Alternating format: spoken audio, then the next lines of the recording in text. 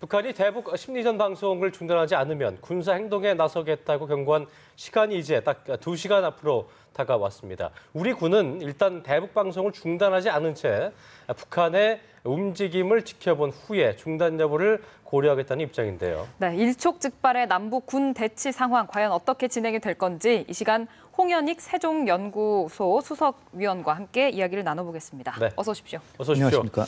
자, 북한이 군사 행동에 나서겠다고 경고한 48시간 이제 한 2시간 3분 정도 남았는데요. 실제 준 전시 상태를 선포한 상태고 오후 5시에 북한이 추가 공격을 해올지 안 올지가 좀 궁금한데 이 부분은 어떻게 좀 봐야 될까요? 그들이 얘기하는 5시니까 우리는 5시 반입니다. 예. 그렇죠. 2시간 반이군요. 예. 어쨌든 그들로서는 군사적 행동으로 진입하게 된다. 뭐 이런 식으로 얘기했어요. 네. 그러니까 5시 반 땡 치면 뭐 공격한다는 그런 말은 아니고 네. 그러나 언제라도 그 얘기는 거꾸로 얘기하면 오늘 5시 반까지는 안심해라. 그러나 5시 반 이후에는 무슨 일을 할지 모른다. 근데 조건이 있죠. 확성기 방송을 중단한다면 안 한다는 얘기죠. 예. 중단하라는 얘기죠. 네. 물론 뭐 북한군 참모부에서는 철거까지 해라. 철거하려면 시간이 걸리는데 24시간에 48시간에 하라는 거는 너무 짧은데 그렇죠. 예. 어쨌거나 그 북한 측의 얘기를 만약에 들어준다고 하면은 방송만 안 하면 뭐 그 우리에 대한 위해 행위를 하지는 않겠죠. 그러나 그들이 지금 사실 한미연합 훈련 중이고 지금 중국이나 러시아 다 절제하라고 자제하라고 요청하고 있는 상태고 유엔에서도 관심 갖고 있고 미국에서도 지금 한미연합 자산을 총동원해서 억지를 하려고 그러는데 예. 쉽게 움직일 수 있는 상황이 아니다. 특히 지금 김정은이 처한 여건을 볼 때 우리 대한민국 일반 국민에게 위해를 가하는 일이 발생하면 그건 그야말로 전 세계의 공분을 자아내고 우리 국민은 말할 것도 없고 예. 그렇게 되고 김정은으로서 얻는 것도 별로 얻게 될 것이다. 그러니까 만약에 김정은의 군사행동이 있다고 하더라도 예. 본래 그들이 말한 취지대로 하려면 확성기를 겨냥한 뭔가의 행동.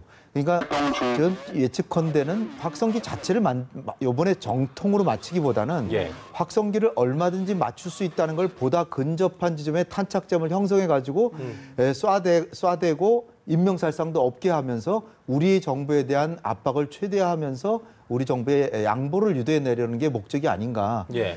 그렇기 때문에 지금 왜 제가 그런 말씀을 드리냐면 김정은이가 굉장히 뭐 위급한 사태인 것처럼 모르고 곧 전쟁 난다는 것처럼 이렇게 떠들썩하게 했지만 요번에 준 전시 상태에서 선포한 것도 전방 지역만 선포했고요. 예. 평양 시내엔 사람들이 다 그냥 평상시대로 다 돌아다니고 그다음에 본래 준 전시 상태면 다 직장이나 어디 그 자기 소속된 예비군이면 그 붉은 청년 근위대 같으면 자기 본부대 돌아가고 그래야 되거든요. 근데 그대로 하고 있고 더군다나 군인들 휴가도 네. 예정대로 나오고 있다. 자, 잠시만. 네. 지금 청와대에서 발표가 있는 것 같은데 함께 보시겠습니다. 김양건 당 비서명의 통지문을 통해 김관진 국가안보실장과 김양건 당 비서와의 접촉을 제의해 왔으며 이에 대해 우리 측은 같은 날 오후 6시경 김관진 국가안보실장 명의로 김양건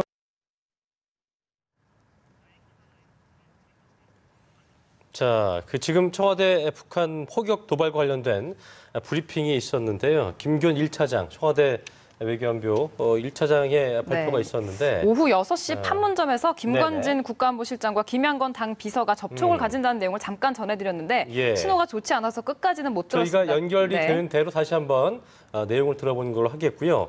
자, 교수님 얘기 중간에 또 죄송합니다. 지금 이제 그 어떤 대화의 시도를 물꼬를 틀려고 하는 그 상황인 것 같은데요. 이 부분 어떻게 보셨습니까? 네, 참 정말 다행이라고 생각합니다.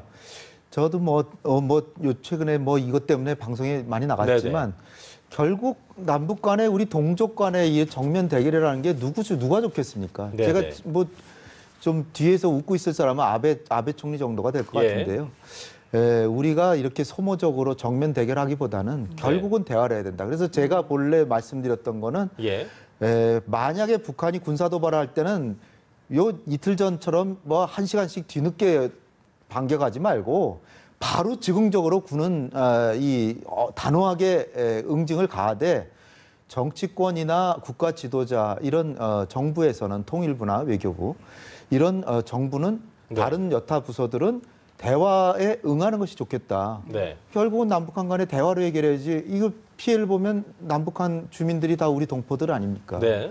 그러니까 결국은 대화로 해결해야 되고, 근데 지금 저는 만약 대화로 들어가도 5시 이후에 최고의 긴장까지 가다가 뭔가 발표될 줄 알았는데, 지금 보면은 한 2시간 반 정도 네. 남았는데 발표된 게 전 오히려 국민들을 안심시키고 더 잘된 일이다 이렇게 봅니다. 그렇군요. 네, 지금 말씀 중에 장철훈 경남대 극동문제연구소 연구원 예, 참여를 자리하셨습니다. 해주셨고요. 예. 자, 지금 군 대치 상황이 이루어지고 있다가 이렇게 극적인 이제 대화의 물꼬를 튼 상황이 좀 됐는데 어떻게 보셨습니까? 예, 저도 방송에 들어오기 전까지는 아무런 정보가 없어서 네네. 오늘 북한이 경고한 시간이 5시였고 그 시간이 네. 점점점 다가오고 있는 상태에서 예상을 좀 하셨나요?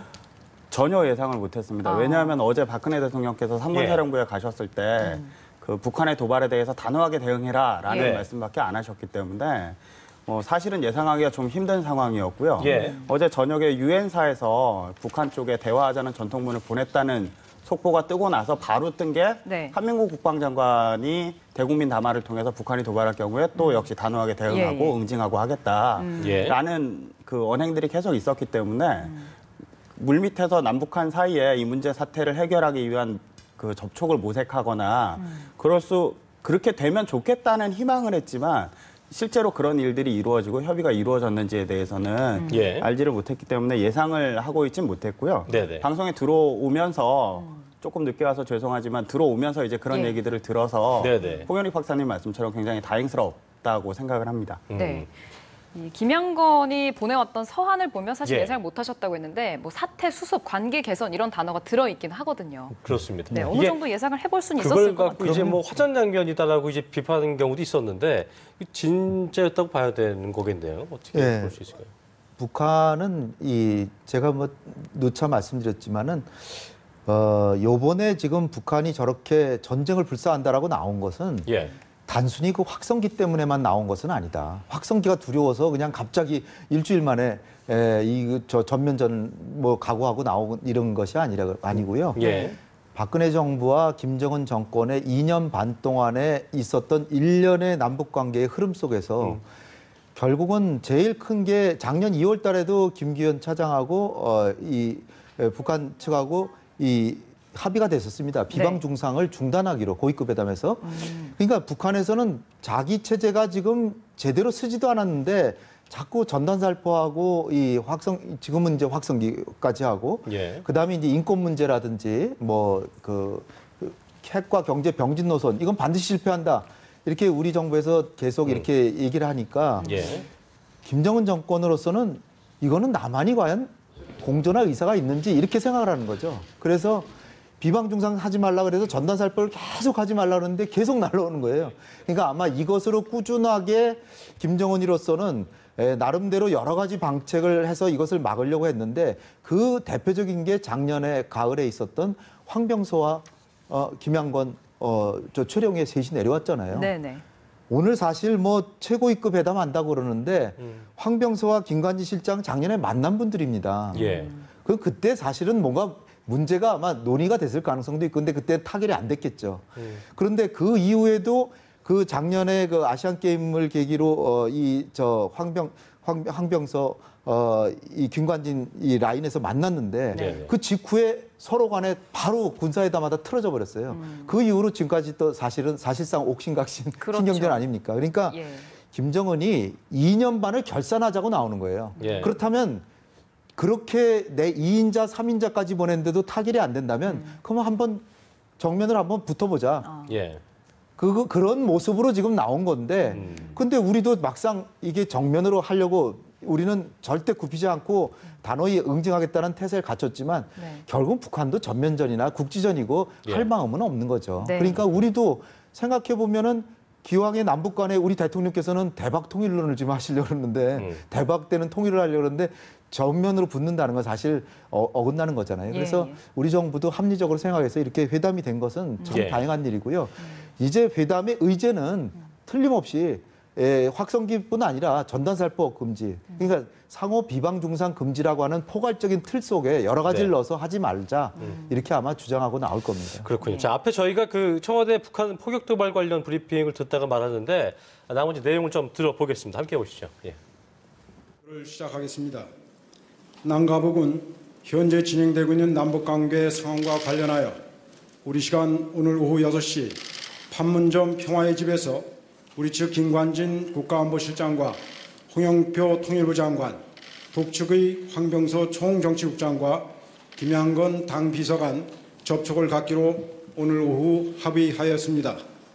북한은 어제 오후 4시경 김양건 당비서명의 통지문을 통해 김관진 국가안보실장과 김양건 당비서와의 접촉을 제의해 왔으며 이에 대해 우리 측은 같은 날 오후 6시경 김관진 국가안보실장 명의로 김양건 당비서가 아닌 황병서 총정치국장이 접촉에 나오라는 수정 통지문을 보냈습니다.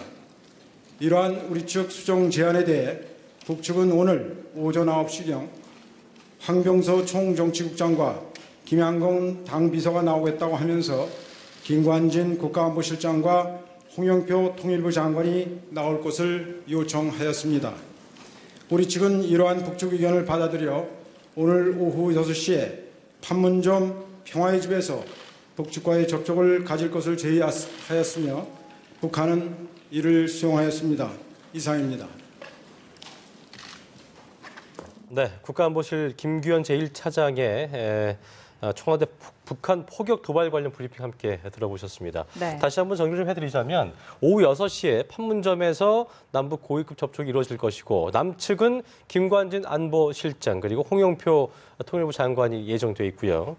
북측은 황병서 비서, 당 비서 그리고 총정치국장 그리고 김양건 당 비서가 나올 것으로 예상이 되고 있습니다. 네, 관련한 내용 청와대 기자 연결해서 좀 정리를 해드리겠습니다.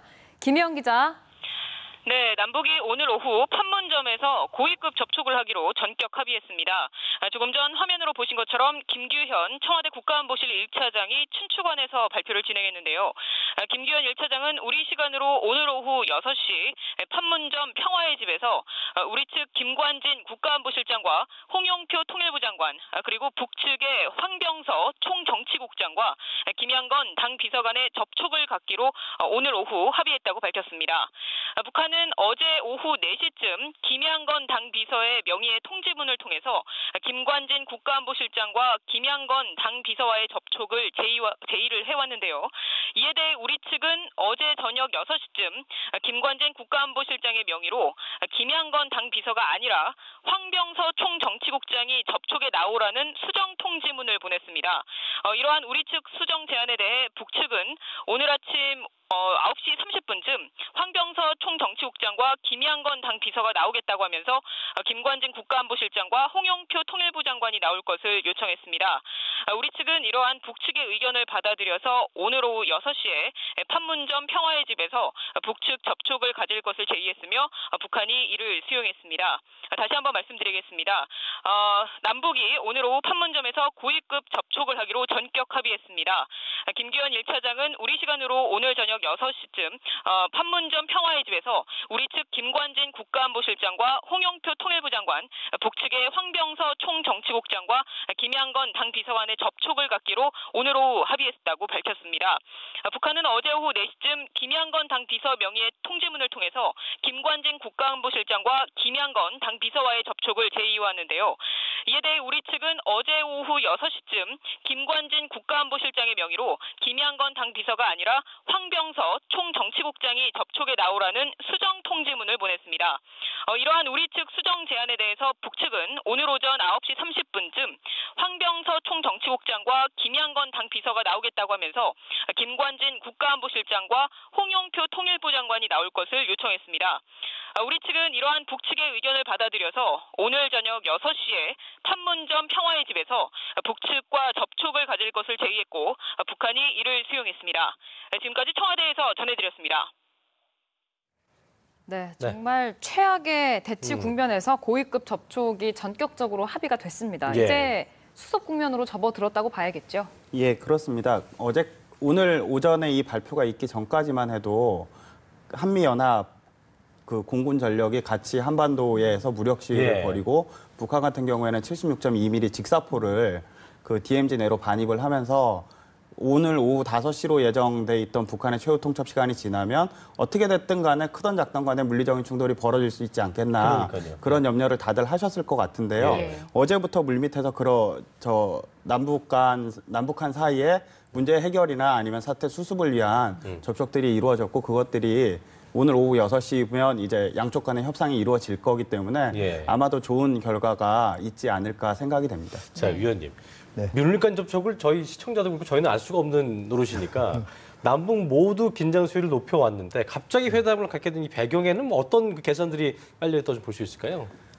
계산이 아무래도 2년 반 동안에 끌어온 일종의 그 세 다툼 예. 또는 신경전이 전격적으로 타결이 되려면 그냥 만약 이런 일이 없이 남북 간의 대화가 됐다 그러면 기껏해야 이제 고위급 대화에서 이제 김기현 차장이라든지 국가 그 통전부에 있어서 부부장 정도가 나오는 그런 네네. 회담이 되는데 그렇게 되면 또 신경전 또 하다가 또 결렬되기도 하고 오랜 시간이 걸린다는 거죠. 근데 이렇게 정면으로 승부를 하려고 정말 이 많은 인명이 살상될 수도 있는 정면 대결 국면에서 그렇죠. 협상이 되면 그야말로 지금 최고 실무자가 나가는 거 아니에요. 최고도 지도자 빼고 최고 실무자들이 양쪽에 나가는 건데 네.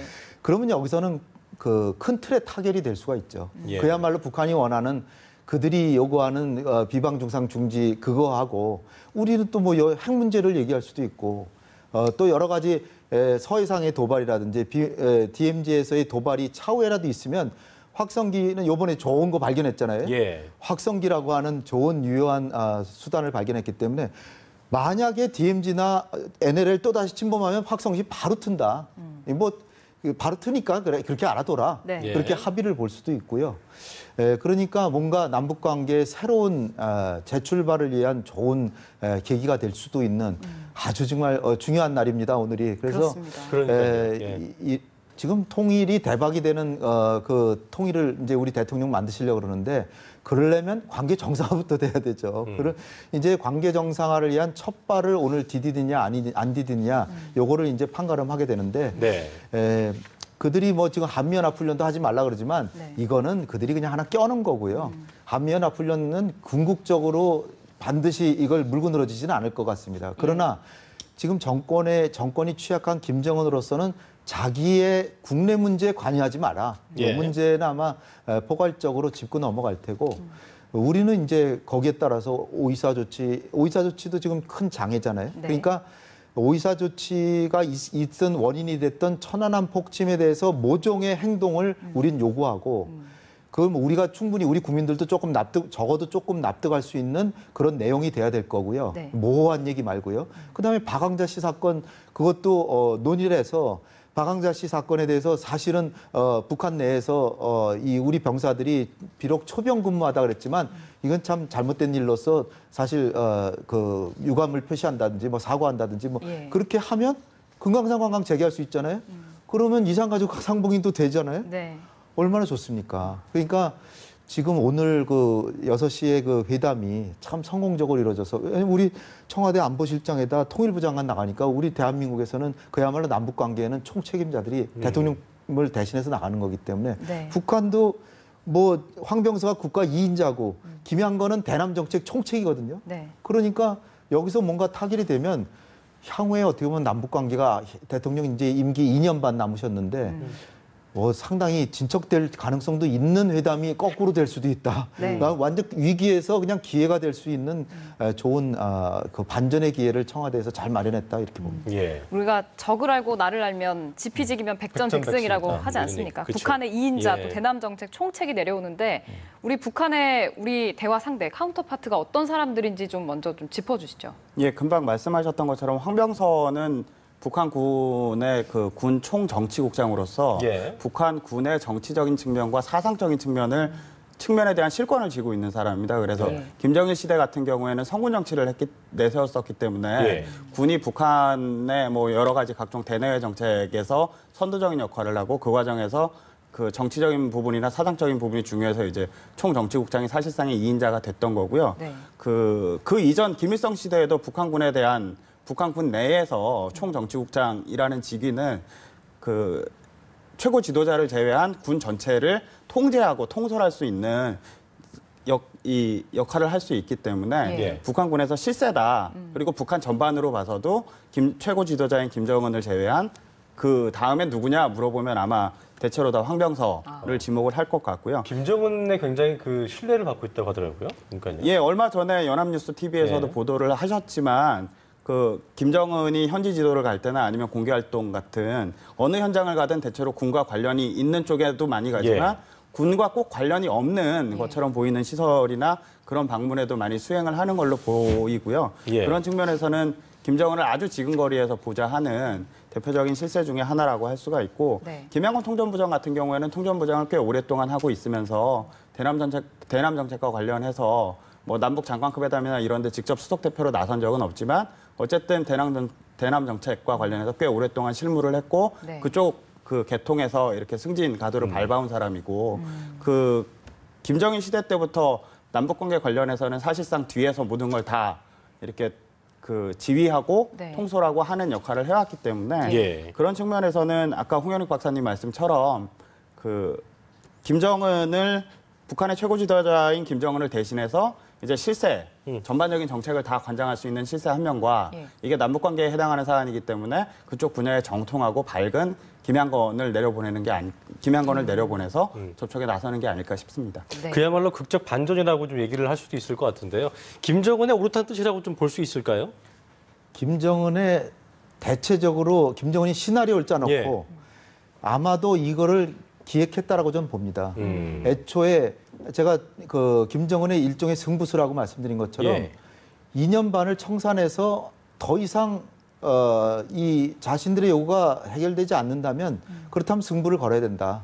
그래서 나온 거기 때문에 김정은의 요번 이 폭격 도발에서의 진정한 의도라고 하는 거는 예.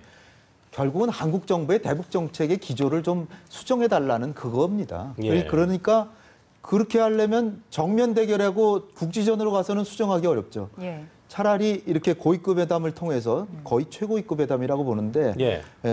그 정상회담을 제외한 최고위급 회담이죠. 그러니까 이런 수준에서 김정은이가 얻고자 하는 거를 얻으려고 분명히 노력할 것이고 네. 그렇다면 이것은 김정은의 애초의 시나리오 큰 시나리오 2개 중에 하나였다. 네. 근데 이제 서로 물밑대화가 있었다는 거 보니까 저는 사실 물밑대화가 당연히 있어야 된다라고 봤습니다. 근데 서로가 이제 이 정면 대결 국면에서는 그냥 그 서로 기싸움을 하니까 일종의 치킨 게임이라 그러잖아요. 그쵸. 치킨 게임을 하는 와중에서는 약한 모습을 볼 수가 없죠. 네. 그러니까 설사 물밑에서 대화가 있었다고 하더라도 그걸 공개할 수도 없는 거고. 그러니까 뒤늦게라도 이렇게 공개를 해서 국민들이 아시게 하고 예. 그냥 얼마나 국민들께서 안도하시겠습니까? 근데 그러니까요. 이제 오늘 중요한 것은 6시에 회담이 잘 돼야 되는 거죠. 그러게 말입니다.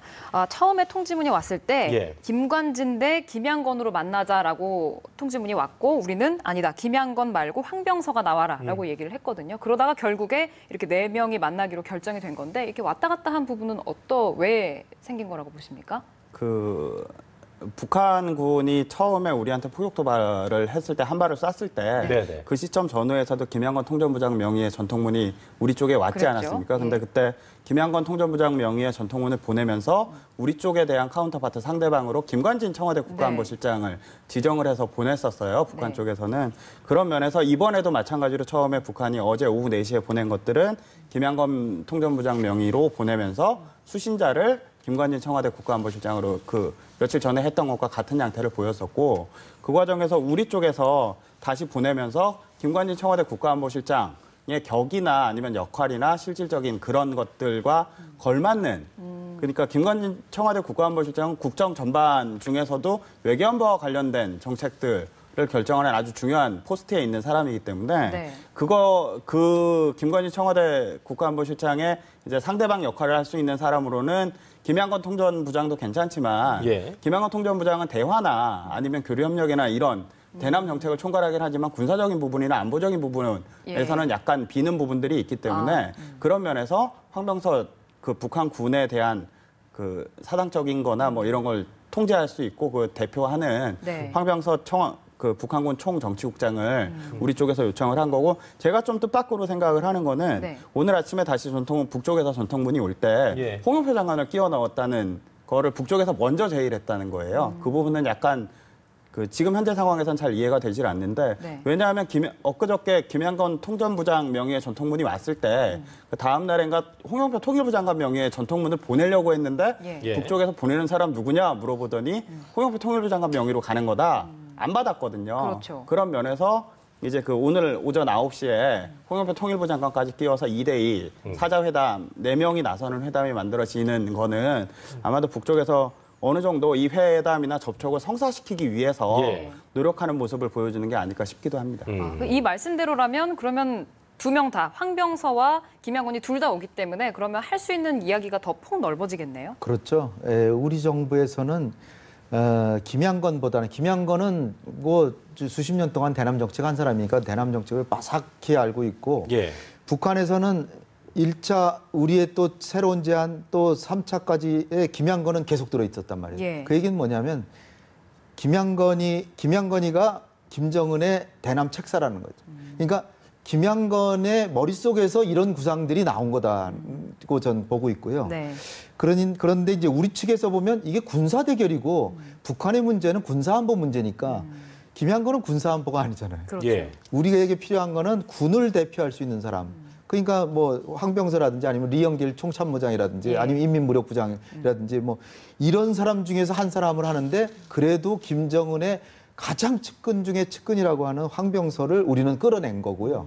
근데 제가 보기엔 느낌에 작년에 왔을 때도 이렇게 보면 네. 황병서는 그렇게 이 지략 있는 사람 같이 보이진 않아요. 충성파지. 아. 그러니까 김정은이 보니까 황병서만 보내면 뭐가 안 될 것 같거든요. 이거 김양건은 반드시 들어가야 된다. 그 브레인은 아니고 그래서 둘이 되다 보니까 그럼 우리도 하나 더 넣어야 되는데 우리 대통령께서 통일부 장관에 대한 신임이 또 두터우니까 예. 대통령과 가까운 사람을 북한도 접해서 왜냐하면 우리 대통령을 움직이고 싶은 거니까 북한도. 네. 그래서 홍영표 장관이 들어간 게 아닌가. 예. 김정은의 이 시나리오라고 얘기를 해주셨는데 중국이 어쨌든 혈맹 관계이고 지대한 영향력을 미치는 국가이기 때문에 어떤 이런 결정을 하는 데 있어서 중국이 좀 영향력을 행사한 게 아니겠느냐 이런 네. 추측도 나올 수 있거든요. 어떻게 보시면 그 부분은요? 중국이 가장 중재할 수 있는 나라고 중재할 힘도 있고 우리와 관계가 좋고 북한하고는 불편하지만 북한에 목줄을 쥐고 있습니다. 네. 사실 중국 사람들한테 이렇게 북한이 자꾸 도발하는데 좀 영향력을 발휘해서 좀 막아달라. 뭐 핵 개발하는 것도 너네 못하게 할 수 있지 않냐. 그러면 우린 북한에 영향력 없다고 합니다. 네. 예. 왜 그러냐? 있다라고 하면 책임을 져야 되잖아요. 없다라고 하는 것일 뿐이지. 예. 왜냐하면은 북한의 석유가 뭐 나눠요. 그러니까 석유의 대부분을 중국에서 거의 헐값으로, 그러니까 반은 거의 공짜로, 반은 이거 좀 우호 가격으로 주니까. 예. 만약에 시진핑이 요번에 우리가 남북한이 최악의 관계로 갔을 때 시진핑이 이건 막아야 되겠다 그러면 네. 만약에 공격한다, 군사 도발하면 석유 안 준다. 못합니다. 제가 볼 때는. 제가 볼 땐 못해요. 근데 중국이 그거를 미리 자기네 영향력 없다라고 그런 거 영향력 행사 그렇게까지 기대하지 말라고 하기 때문에 영향력 없다고 하는 것이지. 네. 예. 따라서 중국이 중재를 했을지는 이제 정확히는 알 수가 없는데 중재할 동기도 충분하고 적어도 그러나 이 암시 같은 건 했을 수 있죠. 남북한에 지금 내가 전승절 기념일을 전 세계 인사들 모아놓고 성대하게 하려고 그러는데 이렇게 판을 망치려고 그러냐. 만약에 너 도발하면 정말 좀 힘들어질 수 있다라 암시만 해도 김정은은 한번 다시 생각해 볼 수밖에 없는 그런 입장입니다. 그렇군요. 장 연구원께서는 어떻게 보세요? 이 상황에서 중국이 북한에 영향을 미쳤을 가능성에 대해서. 중국이 말씀하신 것처럼 북한에 대해서 적지 않은 영향을 미쳤을 걸로 추정은 할 수 있지만 네. 그걸 확인할 수 있는 방법들은 사실상 수단이 많지 않은 상황이고요. 네네. 저는 개인적으로는 그 중국이 어제 그 북한 매체의 보도나 이런 걸 나온 걸 보면 중국에 대해서 굉장히 중국이 자제하라고 했는데 자제는 이미 물 건너간 상황이다라고 얘기할 정도까지 조금 비난 쪽까지는 아니지만 어쨌든 상당히 부정적인 반응을 보였었는데 네. 그런 맥락이나 아니면 어제 오늘 최근에 북중 관계 상황을 보면 중국이 뭐 영향을 미치기는 했겠지만 그런 것들에 대한 그러니까 아까 홍현익 박사님 말씀처럼 네. 북한에 대한 원유 공급이나 아니면 뭐 식량이나 이런 부분들에 대해서 지원을 하거나 협력을 하는 부분들에 대해서 북한이 의식은 하고 있었겠지만 네. 그것 때문에 중국이 명시적으로 이렇게 해달라 저렇게 해달라라고 얘기할 가능성은 크지 않다고 저는 개인적으로 생각을 하고요. 예. 그리고 북한 같은 경우에도 오히려 중국의 명시적인 뭐 발언이나 아니면 모종의 무슨 메시지나 이런 걸 받아서 이렇게 접촉에 나섰다고 보기보다는 네. 지금 뭐 모두 다 아시는 것처럼 중국이 9월 초에 네. 당장 다음 주인데 다음 주에 대규모 전승절 행사를 예정을 하고 있잖아요. 예. 그런데 그런 상황에서 지금 중국과 딱 붙어 있는 남북한, 특히 중국의 주변부 중에서 아주 중요하게 생각하는 갈등이 발생할 소지가 굉장히 많은 남북한이 예. 그렇게 군사적인 뭐 일종의 포격전까지 벌어진 상황 예. 이런 것들을 전반적으로 감안했을 때 그런 상황을 계속 유지하는 게 과연 북중 관계에 지금 안 그래도 좋지 않은 북중 관계가 더 나빠질 수도 있다 이런 판단도 아마 북쪽 내부에서 하지 공식 않았을까. 표명은 그런 중재든 뭐든 그것도 필요 없다 이렇게 얘기했었는데 예. 어쨌든 화해 무드가 조성이 되는 예. 됐네요. 그렇죠? 예. 예. 자, 어쨌든 지금 그 최악의 대치 국면에서 이렇게 국가적 반전을 이룰 수 있다는 거 가장 기뻐할 사람들 그리고 또 다행하게 생각하는 사람들은 그 근접해 있는 주민들이 아닐까 싶은데요. 네. 그저께 북한군의 포격이 있었던 경기도 연천 지역 주민들은 긴장의 끈을 놓지 못하고 있었습니다. 네, 민통선 인접 주민들에게 대피 명령이 내려진 가운데 남북 고위급 관계자들이 만난다는 소식에 일말의 기대를 걸고 있는 분위기인데요. 지금 현장에 나가 있는 취재기자 한번 연결해 보겠습니다. 윤지연 기자 나와주시죠. 네, 대피소가 마련된 연천군 중면사무소입니다. 지금 제 뒤로 보이는 곳이 바로 대피소로 들어가는 문인데요. 한두 시간 전부터 주민들이 속속 도착해 지하 대피소를 채우고 있습니다. 연천군은 북한의 추가 도발에 대비해 민통선 인접 3개면 주민 3,700여 명에게 오후 4시까지 대피소로 이동해달라며 대피 명령을 내렸습니다. 대피소 안쪽 창고에는 북한의 포격이 있었던 그제 보급된 식량과 물, 음료 등이 마련됐고 식사를 위한 휴대용 버너 그리고 혹시 모를 상황에 대비해 방독면도 비치돼 있습니다. 이곳 중면사무소 대피소로 올 주민들은 60여 명 정도로 예상되는데요. 냉장고와 에어컨 등이 추가로 설치돼 여건이 조금 나아지긴 했지만 60제곱미터 정도로 공간이 좁아 주민들이 머물기에는 불편한 부분이 많을 것으로 예상됩니다. 북한의 추가 통첩 시간이 1시간여를 앞두고 있는 상황인데요. 조금 전 판문점에서 오늘 오후 6시 남북 고위급 관계자가 접촉하기로 했다는 소식이 전해지자 이곳은 혹시나 하는 기대감에 술렁이는 분위기입니다. 주민들은 TV 등을 통해 뉴스 속보에 귀를 기울이며 시시각각 변하는 상황을 지켜보고 있는데요. 추가 포격이 더 이상 일어나지 않기를 한마음으로 바라고 있습니다. 경기도 연천 중면사무소에서 연합뉴스TV 윤지연입니다. 네, 남북 간 고위급 접촉 발표에도 연평도를 비롯한 서해 5도 지역은 아직까지 긴장감이 가시지 않았습니다. 네, 약 1시간 전부터 대피 방송이 지속적으로 나오고 있는데요. 현장에 나가 있는 취재기자 연결합니다. 임광빈 기자 전해주시죠. 네, 제가 나와 있는 곳은 서해 연평도 망향 전망대입니다. 지금 제 뒤로 보이는 곳이 서해 북방 한계선 걸쳐 있는 무인도 석도고요. 오른쪽으로 최근 북한이 군사시설 공사를 했다고 알려진 갈도입니다. 반대로 제 왼편으로 보이는 곳은 대수압도가 위치해 있는데요. 북한군 해안포에 포문이 열려 있는 것을 저 연합뉴스TV 카메라가 잡았습니다. 이 때문에 이곳 연평도를 비롯한 서해 5도에서는 팽팽한 긴장감이 느껴지고 있습니다. 남북 고위급 간의 판문점 접촉이 이루어졌다는 소식이 조금 전 전해졌지만 여전히 긴장 상태가 계속해서 유지가 되고 있습니다. 이곳에서는 1시간 반 전쯤부터 대피 안내 방송을 대피 방송으로 바꿨습니다. 주민들을 유도 요원의 안내에 따라서 가까운 대피 장소로 이동을 해달라는 건데요. 안내에 따라서 속속 대피소로 이동하고 있는 주민들은 만일에 발생할 수 있는 불상사가 생기지 않기를 간절히 바라고 있습니다. 앞서 어제 오전부터는 조업까지 통제가 되면서 부두에는 서해 5도 모두 합쳐서 부두에는 230여 척의 어선이 발이 묶여 있는 상태입니다. 또 주말을 맞아서 이곳을 찾으려 했던 낚시객들도 예약을 모두 취소했습니다. 여객선은 정상 운행해서 오늘 오전 인천을 출발해서 낮 12시 무렵 이곳에 도착한 배편으로 73명이 입도를 했습니다. 다만 대부분 취재진들이나 노무자들로 평소 관광객을 포함해서 주말이면 200여 명이 들어왔던 것과 비교해서 절반 이상 줄어든 수치입니다. 5년 전인데요. 포격 사건을 실제로 겪었던 이곳 주민들은 남북 대결이 어디에도 도움이 되지 않는 만큼 좋은 소식이 전해지기를 바라고 있습니다. 서해 연평도에서 연합뉴스TV 임광빈입니다. 네, 강원도 접경 지역의 주민들은 평소와 같이 생활을 하고 있지만 대피소 시설을 점검하는 등 북한의 도발에 대비하는 모습이었습니다. 네, 안보 관광지는 사흘째 운영이 전면 중단돼서 인적이 끊겼는데요. 계속해서 현장의 취재기자 연결해서 분위기 알아보겠습니다. 이재동 기자.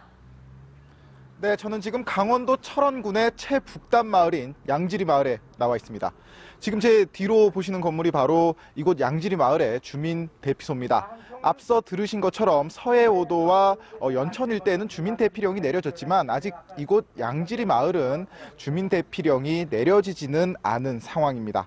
하지만요, 이곳 역시 북한과 수 킬로미터를 마주하고 있는 접경 지역인 만큼 대피소 시설을 점검하면서 언제든 몸을 피할 준비를 하고 있습니다. 조금 전 마을 주민들이 라면과 생수 등을 대피소에 가져다 놓는 모습을 볼 수가 있었고, 주민들은 현재 마을 해관 등지에 모여 뉴스 속보를 함께 시청하며 상황을 예의주시하고 있습니다. 무장한 군인들도 오전부터 마을을 비롯한 주변 일대를 순찰 중입니다. 이곳 인근에는 1970년대 북한군이 남침을 위해 파놓은 제2땅굴과 같은 안보 관광지도 있습니다.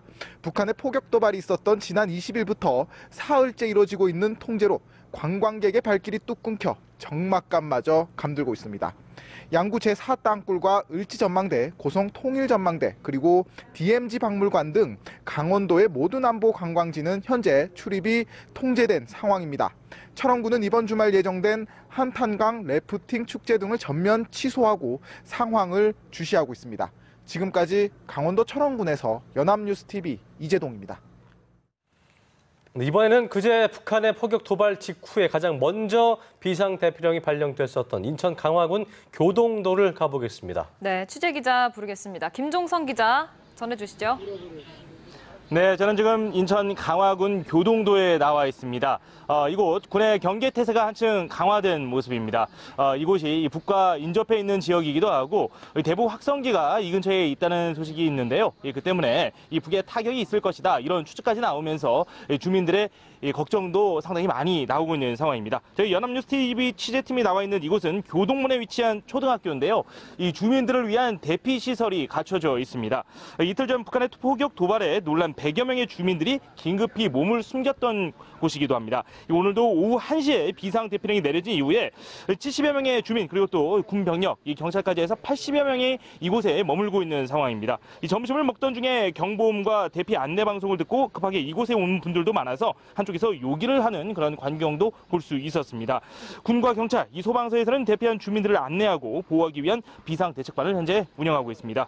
이곳에 마련된 대피소는 철근 콘크리트로 만들어져 있는데요. 이 반지하 형태로 좀 되어 있습니다. 지난 2012년도에 완성이 됐고 면적은 104제곱미터 정도로 이 30여 평 아파트 크기 정도라고 보시면 될 것 같습니다. 이 대피소 안에는 TV와 선풍기, 제습기 등 편의시설이 갖춰져 있는데 오늘 날씨가 상당히 무덥습니다. 그 때문에 주민들도 이곳에 오셔서 상당한 불편함을 호소하고 계시고 있는 상황입니다. 다행히 조금 전 남북 간의 대화가 추진된다는 소식이 나오면서 안도의 한숨을 내쉬면서 기대감을 나타내고 있는 상황입니다. 하지만 아직 대피 해제령이 완전히 내려지지 않았기 때문에 이 주민들은 TV 보도를 통해서 소식을 접하면서 어서 빨리 집으로 돌아가기를 희망하고 있습니다. 지금까지 인천 강화군 교동도에서 연합뉴스TV 김종성입니다. 네, 각 지역 상황을 좀 살펴봤습니다. 남북 간의 대화가 전격 이제 성사가 되면서 태풍이 지나갈 것인지 아니면 태풍의 눈인지는 지켜봐야겠지만 어쨌든 오늘 6시에 남북 고위급 접촉 회담, 이 회담에서는 어떤 내용이 좀 오가게 될지도 좀 궁금해지는 거거든요. 네. 어떤 내용이 좀 오가게 보십니까? 네, 그게 뭐 사실 제일 중요하죠. 남북 관계 전반에 대한 문제를 다 논의할 수 있는 네 분이 이제 만나니까 네. 일단은 지금 문제의 발단이 된 우리의 심리전 문제, 이를테면 전단 살포라든지 확성기 방송 중단을 북한이 요구할 테고 거기에 대해서는 우리는 북한이 NLL을 침범하거나 DMZ에서 침범에 해당되는 휴전협정에 어긋나는 행동을 할 때는 바로 튼다라는 식으로 타협이 될 수 있을 것 같고요. 예. 그다음에 전단 살포는 근데 좀 문제가 좀 복잡하죠. 우리 정부가 이건 헌법에 준하는, 헌법에 위배되지 않는 내용으로서 우리가 노력은 해보겠지만 금지시키기는 예. 자유민주주의 국가에서는 쉽지 않다. 뭐 이런 식의 얘기가 나올 테고. 그다음에 이제 남북관계 전반에 새로운 계기가 되려면 오이사 조치와 금강산 관광에 그 가로막고 있는 박왕자씨 살해 사건과 네. 천안함 폭침에 대해서 얘기를 해서 여기 이게 더 중요한 문제입니다. 사실은 그게 더 관건이고요. 그래서 북한이 대한민국 국민들과 우리 정부가 어느 정도 최소한 어느 정도 납득할 수 있는 뭐 그 해명과 뭐 사과까지는 아니더라도 예. 유감 표시는 적어도 있어야 될 것 같고요. 그렇다면은 오이사 조치 해제가 되고 박왕자 씨 살해 사건에 대해서도 뭐 그 사람 뭐 책임자 처벌했다든지 뭐 하여튼 모종의 우리 국민들이 이제 다시는 저런 짓 안 하겠구나. 재발 방지는 물론이고 예. 그 행위 자체에 대해서도 상당한 유감을 다시 한번 표명한다든지 그렇게 하면 금강산 관광도 재개되면서 이산가족 상봉도 되고 그렇게 되면 이제 보따리들이 풀리는 거죠. 이제 네. 경협에 관한 얘기가 나오고 개성공단의 국제화라든지 이 서로가 이제 호혜적으로 이득이 되는 문제들을 논의할 수 있는데 만약 북한이 한미연합 훈련을 중단해달라 뭐 이런 건 받아들일 수 없는 거죠. 그러나 이제 만약 그 문제를 북한이 들고 나오면 그렇다면 너네 핵은 어떻게 되냐? 핵을 그럼 포기해라. 그러면 우리도 한미연합 훈련 뭐 매년 2번 하는데 한 번으로 줄이겠다든지 뭔가의 그런 최고위급이니까요. 네네. 대통령에게 보관을 듣고 가서 만약 그 문제가 나오면 이 정도까지 얘기해 보겠습니다라고 해서 제안해서 맞으면 이건 뭐 그야말로 대박 통일로 가는 길이 환히 열릴 수도 있는 그런 정말 중요한 회담이라고 봅니다. 예, 여러 가지 이야기가 이제 협상 테이블에 올라갈 수 있을 것 같은데 협상이라는 게요. 하나 주면 하나 얻고 또 하나 얻으면 하나 주는 거지 않습니까? 네. 이것만큼은 양보해줘도 된다 하는 것과 이것만큼은 꼭 얻어내야겠다 하는 게 있으십니까? 우리 같은 경우에는 일단 먼저 북한 입장에서 좀 생각을 해보면 네. 반드시 얻어내야 되는 거는 이번에 그 뭐 폭격 때문에 사실은 이렇게 군사적인 긴장이 굉장히 높아진 상황이지만 네. 그런 폭격이 일어나게 된 원인은 1차적으로 북한 입장에서 보기에는 우리의 대북 확성기 방송을 재개한 거, 네. 뭐 그런 부분들이 될 수 있을 거고요. 그래서 그 부분에 있어서는 남북한이 뭐 기존에도 여러 차례 합의했던 상호 비방 중상 중지에 해당하는 문제이기 때문에 네. 북한은 그 대북 확성기 방송을 멈추라거나 아니면 뭐 시설을 해체하라거나 아니면 뭐 다 철거하라거나 그런 식으로 단계적으로 아마 얘기는 할 수 있을 것 같은데 어쨌든 간에 북한에서는 기본적인 거는 상호 비방 중상 중지 중단이라는 이름을 내걸고 네. 기본적인 거는 대북 확성기 방송 중단을 요구를 할 것 같고요. 우리 입장에서는 그 대북 확성기 방송을 재개하게 된 이유가 그 얼마 전에 있었던 목함 지뢰 사건이기 때문에 그 부분에 있어서 북한의 뭐 해명이 됐든 아니면 뭐 책임 문제가 됐든 그런 부분들을 짚고 넘어가지 않을 수가 없을 겁니다 아마. 근데 그런 가운데에서 양쪽이 어느 정도 접점을 마련한다면 아까 홍현익 박사님 말씀하셨던 것처럼 좀 길게 보면 그런 식으로 잘 갈 수도 있겠지만 뭐 만약에 뭐 북한 쪽에서 전혀 말도 안 되는 뭐 지금 한미 연합 을지 훈련하는 거 그런 거를 중단한다거나 중단하라고 요구를 한다거나 아니면 뭐 여러 가지 이제 남한 쪽에서 자기네들 그 보수 언론이나 이런 데서 하는 일부 언론에서 하는 그런 북한 체제에 대한 비난이나 이런 것들을 멈추게 해달라거나 이런 것들은 말씀처럼 우리가 쉽게 할 수가 없거나 아니면 우리 체제의 특성상 해결이 어려운 부분들이기 때문에 그런 부분들을 요구할 경우에는 접점을 마련하기가 좀 북한에서 세게 요구할 경우에는 접점을 마련하기가 어렵지 않을까 생각이 됩니다. 네. 자, 위원님, 어쨌든 그 공들여져서 만들어진 자리인 만큼 좋은 얘기가 오가야 될 텐데 자, 끝으로 한 가지만 더 여쭤보겠습니다. 오늘 그 자리에서 서로 납득할 만한 논의가 이루어지지 않는다면 그 이후의 상황은 또 어떻게 좀 또 봐야 될까요? 2년 반 동안 사실 실랑이를 했기 때문에 쉽게 타결은 안 되겠지만 그러나 긴장도가 꽤 있었기 때문에 저는 좋은 결말이 날 수 있는 좋은 결말이 날 가능성이 더 크다고 보고요. 그러나 만약 해결이 안 되면 뭐 밤늦게까지라도 하든지 아니면은 뭐 이틀 뒤에 다시 만나든지 다시 각각 지도자들의 얘기를 듣고 와서 다시 만나든지 해서 다시 지금처럼 긴장이 고조되는 일은 다시 없을 가능성이 좀 크다. 일단 이렇게 봅니다. 자, 위원님 오늘 말씀 고맙습니다. 감사합니다. 네, 남북 고위급 접촉이 있을 것이라는 소식이 알려지면서 정치권은 남북 간 긴장이 다소나마 해소됐다면서 기대감을 감추지 못했습니다. 네, 이에 앞서 여야 지도부는 회동을 갖고 합의문을 채택했는데요. 국회 취재기자 연결해 보겠습니다. 박진영 기자. 네, 북한의 최후 통첩 시간이 다가옴에 따라 대응책 마련에 고심했던 여야는 청와대 남북 고위급 접촉 소식이 전해지자 기대감을 감추지 않았습니다.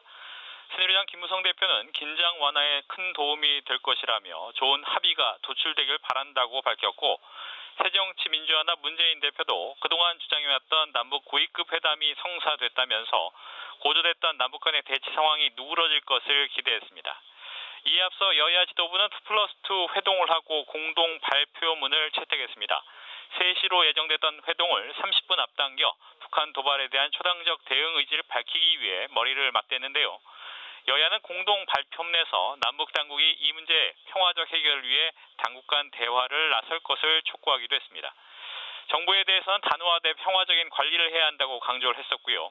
그동안 노동개혁, 국정원 해킹 의혹 등으로 첨예하게 대립하던 여야는 국가안보에 있어서만큼은 한 목소리를 냈습니다. 정치권은 국가안보와 국민 안전을 위해 우리 군에 무한 신뢰를 보내고 모든 정쟁을 멈추고 초당적으로 대처할 것을 약속한다고 강조했었습니다. 지금까지 국회에서 전해드렸습니다. 네. 네, 대담을 이어가죠. 예. 네, 이제 드디어 회담을 갖게 되고 좀 긴장 국면이 수습되는 것 같은데 회담의 진정성 믿고 싶습니다. 믿어도 되겠죠? 예, 일단은 뭐 며칠 전에 포격 도발이 양쪽이 이제 상호간에 포격전이 되는 과정에서 전통문도 오고 그쪽에서 뭔가 모종의 조치를 먼저 취했던 모양새거든요. 그리고 이번에 오늘 오후 6시에 만나는 회담 같은 경우에도 어제 북한에서 4시에 먼저 전통문 형식으로 왔던 거기 때문에 북쪽의 진정성은 별로 그렇게 크게 그러니까 회담 자체에 나오는 것에 대한 진정성은 크게 의심하지 않아도 될 것 같고요.